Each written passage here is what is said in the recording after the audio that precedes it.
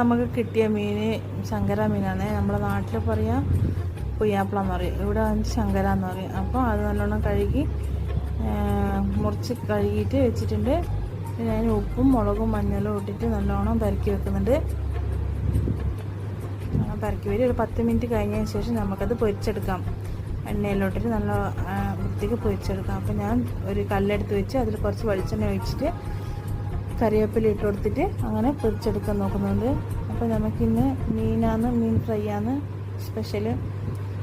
അപ്പോൾ ഇത് ഓരോന്നോരോന്നായിട്ട് കല്ലിൽ നിരത്തി വെച്ച് കൊടുത്ത് നല്ലോണം പൊരിച്ചെടുക്കാം.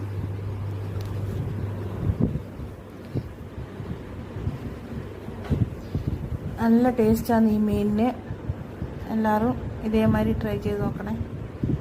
അപ്പോൾ അടിപൊളി മീൻ ഫ്രൈ ഇവിടെ റെഡി ആയിട്ടുണ്ട്. അപ്പോൾ അത്രയേ ഉള്ളൂ. അപ്പോൾ അടുത്ത വീഡിയോയിൽ കാണാം. അതുവരേക്കും ബൈ.